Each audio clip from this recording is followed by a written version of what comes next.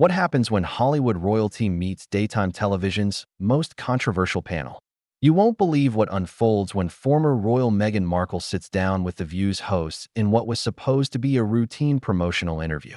What started as polite conversation quickly spiraled into one of the most explosive confrontations in daytime TV history, leaving viewers speechless and social media ablaze. Before we get into this incredible story, make sure you hit that subscribe button and drop a comment below because you're not going to believe what unfolds when royal composure meets daytime television's razor-sharp questions. The studio atmosphere was already thick with anticipation as Meghan Markle walked onto the View set, her signature confident smile masking what insiders now describe as visible tension behind her eyes. Dressed in an elegant cream blazer that seemed to glow under the studio lights, she took her seat across from the panel with the practiced grace of someone accustomed to high-stakes interviews. But those familiar with The View knew this wouldn't be just another softball celebrity chat. Joy Behar opened with what seemed like standard pleasantries, welcoming Meghan and congratulating her on her latest philanthropic ventures. The conversation flowed smoothly for the first few minutes, touching on her children's book and upcoming projects. Meghan's responses were polished, diplomatic, the kind of carefully crafted answers that had become her trademark since stepping back from royal duties. But then Whoopi Goldberg leaned forward slightly, her voice carrying that unmistakable edge that regular viewers know signals a shift in tone. "Meghan, I have to ask you something that I think a lot of people are wondering about. There's been so much talk about your relationship with your family, both your biological family and your in-laws. Some people feel like you've been quite vocal about your grievances, while others in similar situations might handle things more privately." The question hung in the air like a challenge. Meghan's smile faltered for just a fraction of a second before she recovered, but the cameras caught that micro-expression. Her hands, which had been relaxed in her lap, subtly shifted to grip the armrests of her chair. "Well, Whoopi, I think everyone has a right to tell their truth," Meghan replied, her voice measured but with a slight tremor that suggested she was already feeling the pressure. "When you're dealing with institutional racism and a lack of support from the very people who should be protecting you, staying silent isn't really an option." Sarah Haynes jumped in, her journalist instincts clearly activated. "But don't you think there's a difference between speaking your truth and potentially damaging relationships that could affect your children's future? I mean, your kids are going to grow up knowing that their grandfather is the King of England, but also knowing about all this public family drama." The studio audience shifted uncomfortably in their seats. This wasn't the gentle, supportive interview Meghan had likely expected. The hosts were pushing back, and pushing hard. Meghan's composure began to crack slightly. Her voice rose just a notch as she responded, "I think what's damaging is allowing racism and institutional abuse to continue unchecked. My priority is protecting my family from the same treatment I received." Sunny Hostin, never one to back down from controversial topics, seized the moment. "But Meghan, with respect, you married into arguably the most scrutinized family in the world. Surely you knew what you were signing up for? And when things got difficult, your response was to do interviews, write books, create documentaries, essentially turning your private family matters into a very public and profitable enterprise." The accusation hit like a thunderbolt. Meghan's eyes flashed with something that looked dangerously close to anger. The careful diplomatic mask she'd worn for years was beginning to slip, and everyone in the studio could feel it. "Profitable?" Meghan's voice carried a sharp edge now. "You think speaking about trauma and abuse is profitable? You think reliving the worst moments of your life for public consumption is some kind of business strategy?" Joy Behar, sensing the rising tension, tried to redirect.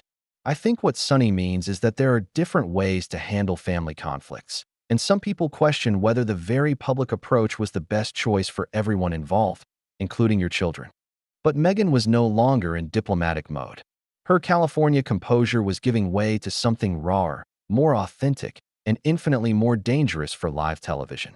"Let me be very clear about something," she said, her voice steady but carrying an unmistakable warning. "I have never, not once, spoken about my family's private matters without extreme provocation. When you're dealing with a machine that's determined to destroy you, silence isn't an option." Alyssa Farah Griffin, who had been relatively quiet up to this point, chose this moment to enter the fray.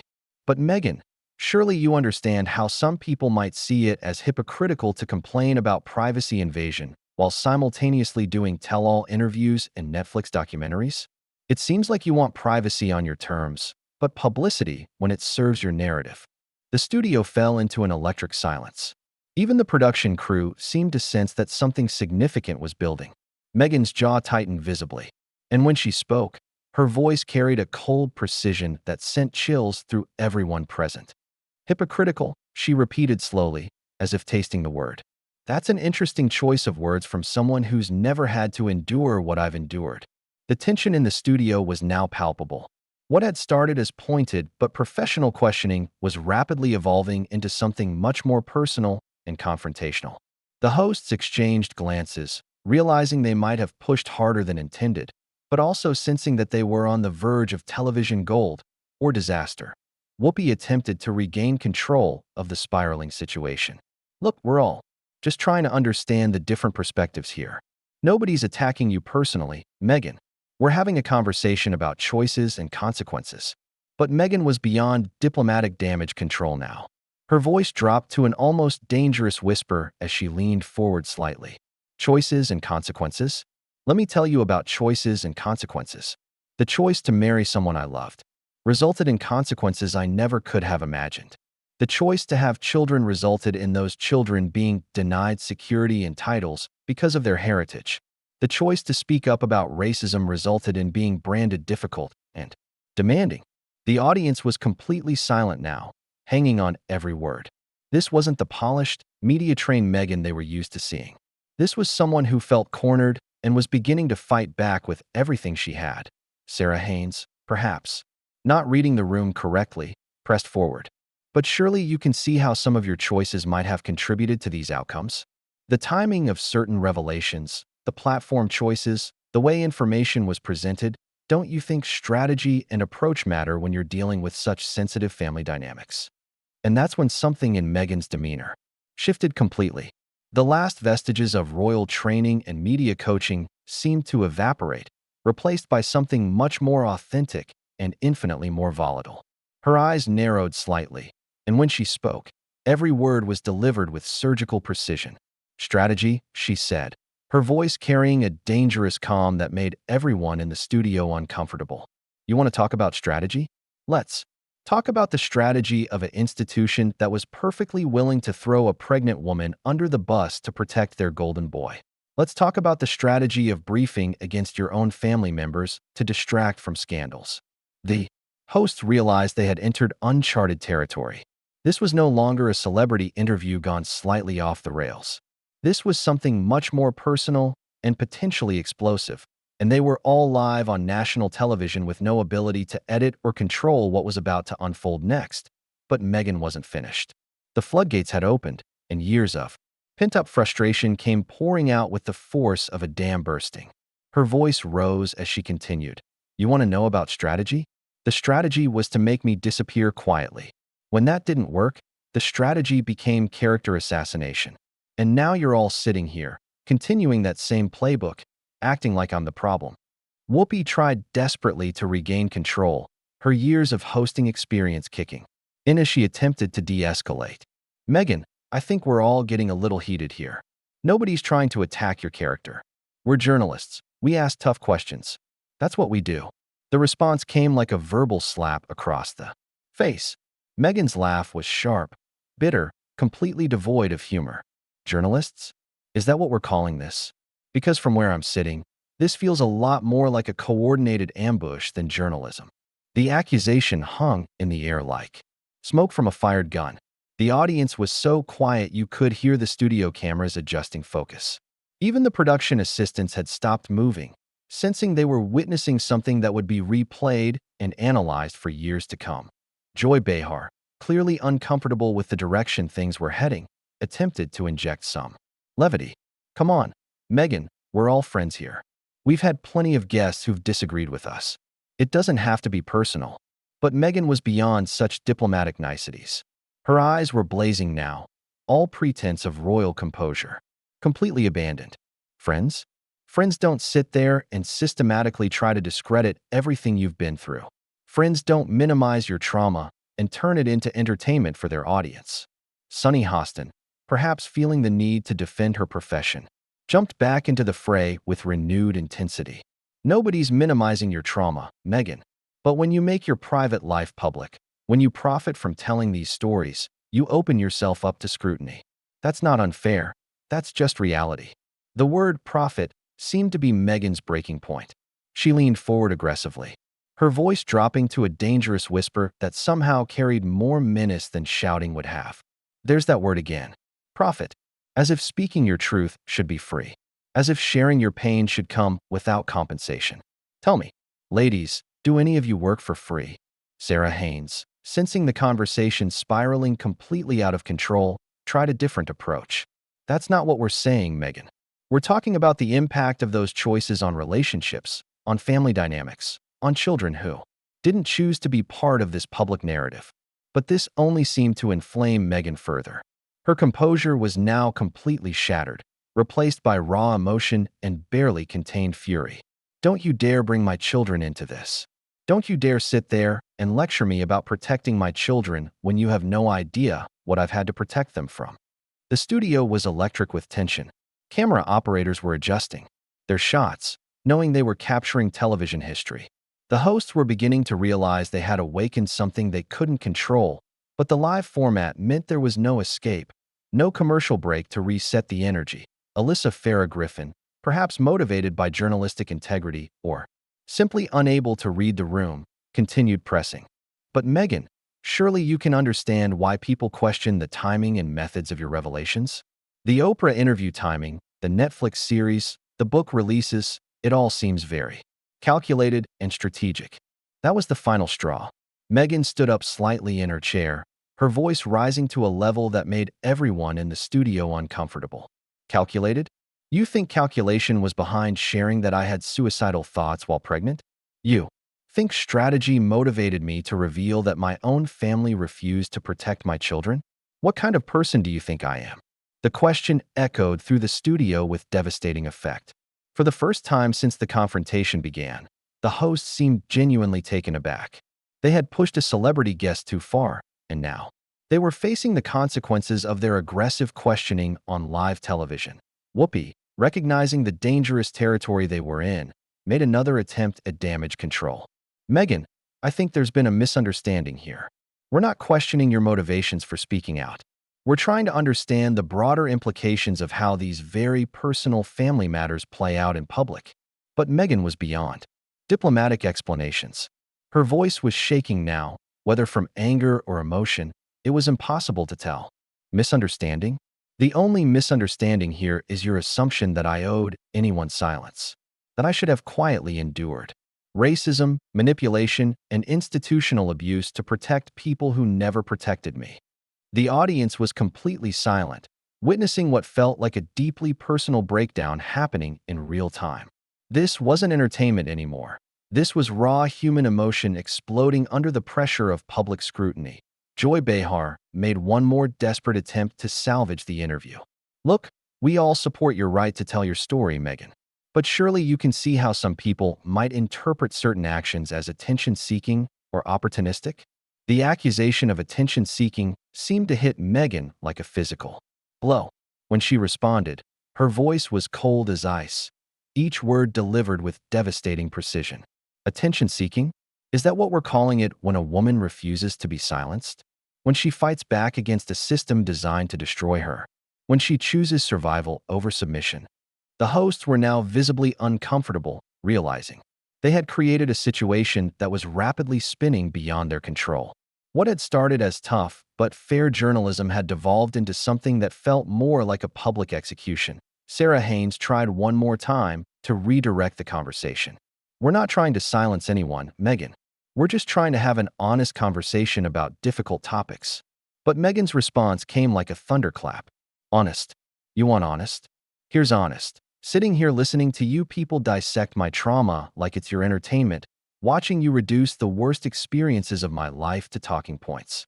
For your show, this is exactly why people like me struggle to trust anyone in positions like yours. The studio fell into complete silence. The confrontation had reached a level of intensity that nobody had anticipated, and everyone present could sense that something irreversible was about to happen. The silence stretched for what felt like an eternity, but was probably only 5 seconds of dead air, an eternity in live television. Meghan sat there, chest heaving slightly, her perfectly styled hair now slightly disheveled from the emotional intensity of the confrontation. Her hands were trembling visibly, whether from anger or adrenaline. Nobody could tell that it was Whoopi, who finally broke the silence, her voice carrying a gravity that suggested she understood the magnitude of what had just transpired. Meghan, I think we need to take a step back here.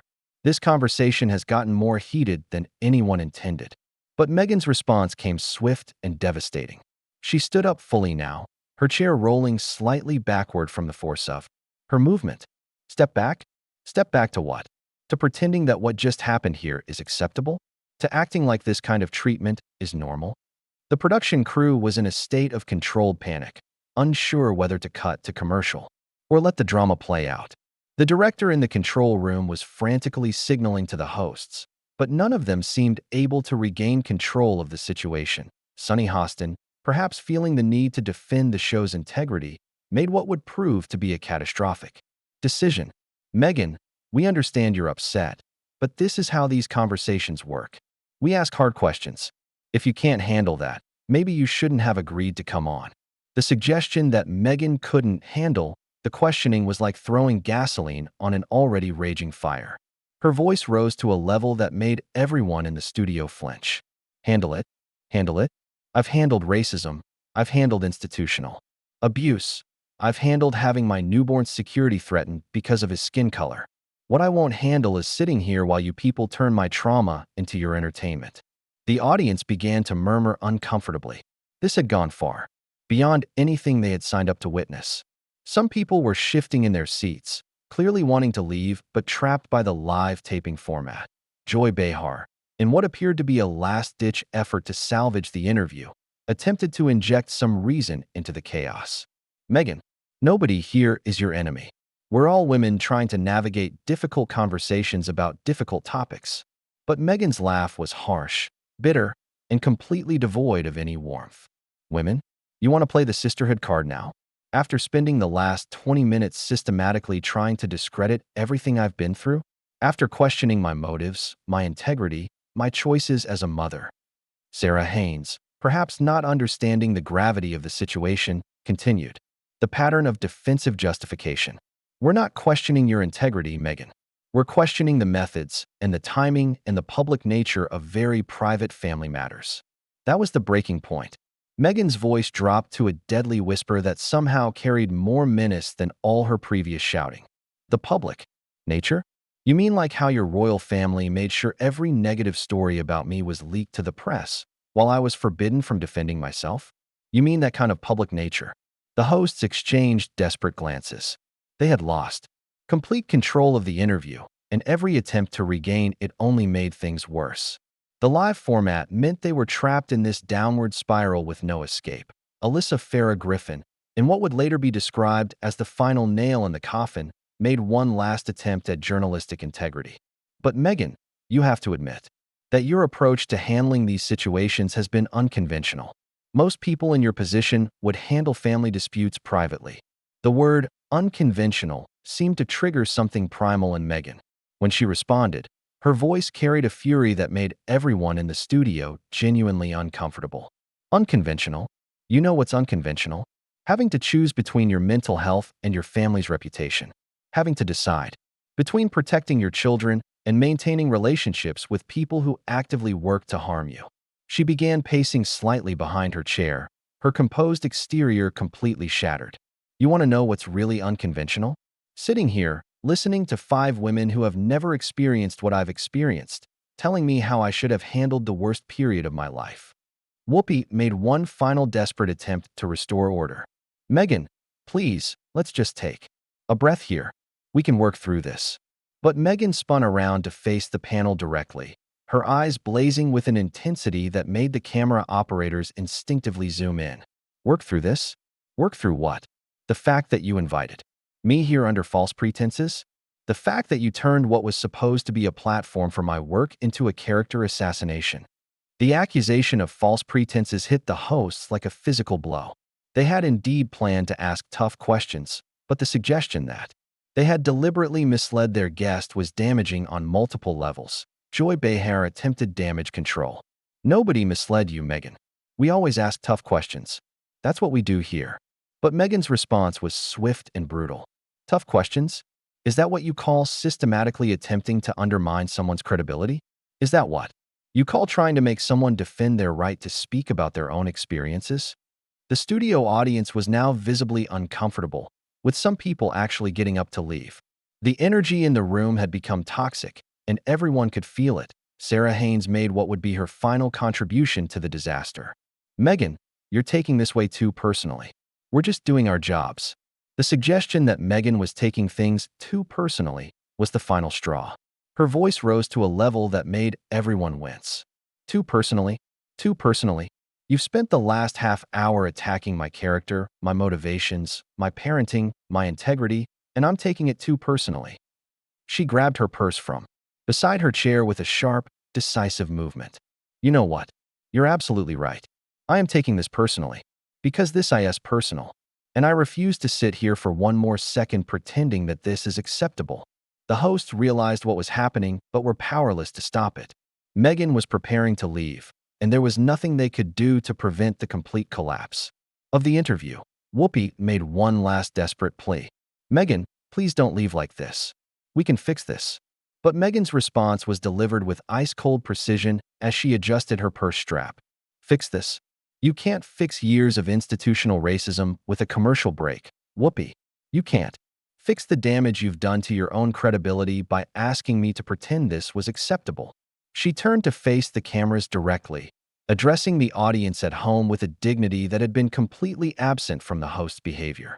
To everyone watching at home, this is exactly why speaking up is so difficult. This is exactly why so many people choose silence over truth. Because this is what happens when you refuse to be quiet. The production crew was frantically trying to figure out how to handle the situation. Cut to commercial? Let it play out? The director was making desperate hand signals, but it was too late to salvage anything. Sunny Hostin made one final attempt to have the last word. Meghan, you're being dramatic. This is just a conversation. But Meghan's final response as she walked toward the exit was delivered with devastating calm. Dramatic? No, Sunny. Dramatic would be staying here and pretending that what you just did was journalism instead of public humiliation. She paused at the edge of the set, turning back one final time to address the hosts directly. You know what the saddest part about all of this is? You're all successful women who should understand what it's like to be constantly questioned, constantly doubted, constantly having to defend your right to speak. But instead of supporting another woman who's been through hell, you chose to pile on. You chose to be part of the problem. With that, she walked off the set with her head held high, leaving behind a panel of hosts who suddenly realized they had made a catastrophic error in judgment. The studio remained in stunned silence as the cameras continued rolling, capturing the aftermath of what would go down as one of the most explosive interviews in daytime television history. The hosts sat in their chairs, looking at each other, with expressions ranging from shock to regret, as the weight of what had just transpired began to sink in. They had pushed too hard, gone too far, and now they were left to face the consequences of their actions on live national television. The interview was over, but the fallout was just beginning.